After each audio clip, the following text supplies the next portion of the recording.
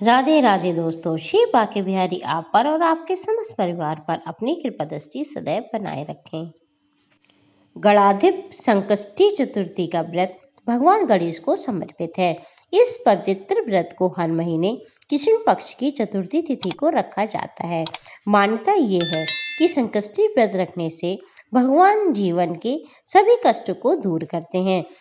इस बार गणेश चतुर्थी का व्रत 18 नवंबर 2024 सोमवार को रखा जाएगा। चलिए दोस्तों, जानते हैं इस व्रत की पूजा विधि और महत्व। और इसी के साथ हम सुनेंगे इस महीने गणाधिप संकष्टी व्रत की कथा।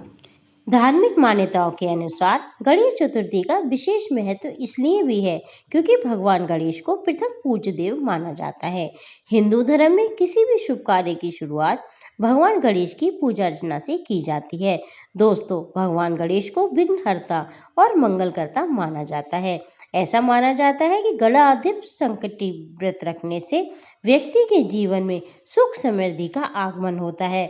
साथ ही जो बाधाएं आ रही होती हैं वे सब नष्ट हो जाती हैं।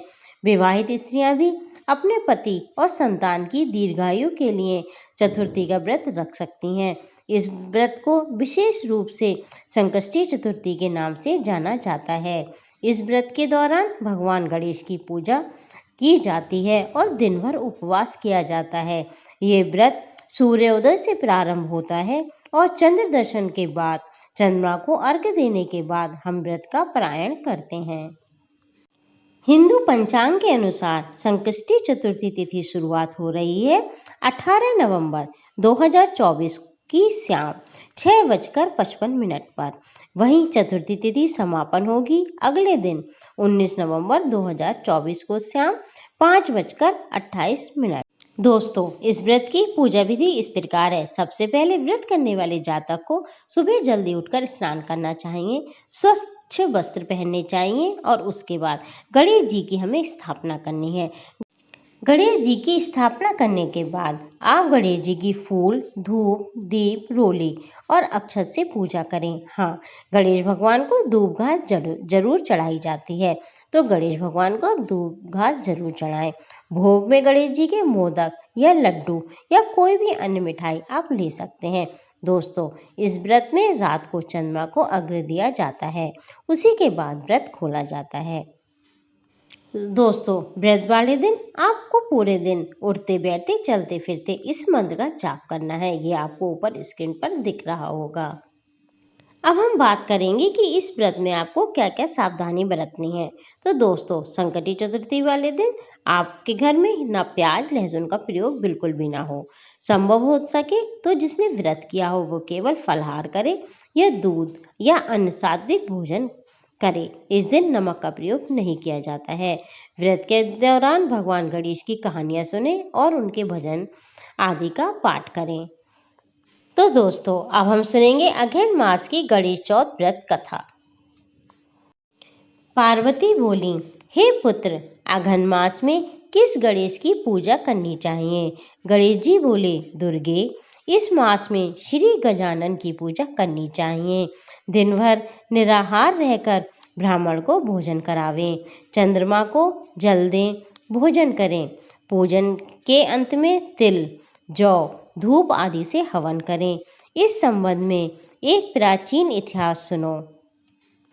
त्रेता में दशरथ नाम के धर्मात्मा राजा थे।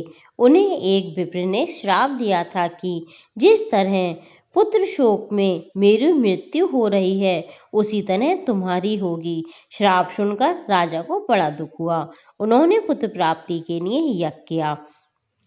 उनके प्रभाव से जगतपति श्री राम नर रूप में प्रकट हुए और उनकी लक्ष्मी उनकी स्त्री हुई। पिता की आज्ञा से राम लक्ष्मण सीता वन को गए। रावण ने सीता जी का हरण किया और सीता जी के वियोग में श्री राम सीता को ढूंढते हुए ऋषिमुख पर्वत पर पहुंचे। वहीं पर सुग्रीव से मित्रता हुई। हनुमान के साथ वानर सीता की खोज करने लगे। वहां वानरों ने संपाति को देखा। संपाति बोला, तुम कौन हो और इस वन में क्यों आए हो? वानरों ने सीता हरण और जटायु मरण की कथा कही। संपाति बोला, कि भाई जटायु तुम धन हो, जिसने राम राज्य में अपना शरीर त्याग दिया। समुद्र के पार राक्षसों की नगरी लंका है। देखो, वह अशोक वृक्ष के नीचे जानकी जी बैठी हुई हैं। मुझे सब दिखाई पड़ रहा है। इस कठिन कार्य को केवल हनुमान जी ही कर सकते हैं। हे हनुमान, तुम संकटनाशक गणेश चतुर्थी का व्रत करो, जिसके प्रभाव से तुम ये कार्य सरलता पूर्वक कर सकोगे। संपाति के सुझाव के अनुसार हनुमान जी ने व्रत किया और सीता माता की खोज की। श्री कृष्ण बोले, राजन, तुम भी इस व्रत को करो और संग्राम में शत्रुओं को जीतकर अपना राज्य प्राप्त करो। युधिष्ठिर ने श्री कृष्ण के वचनों को सुनकर व्रत कर अपने राज्य को प्राप्त किया। तो दोस्तों, ये थी अगेन मास की गणेश चौथ व्रत की कथा। आगे भी आपको हर महीने की गणेश चौथ व्रत कथा हमारे चैनल पर समय समय पर मिलती रहेगी। राधे राधे दोस्तों, आपका जीवन मंगलमय हो।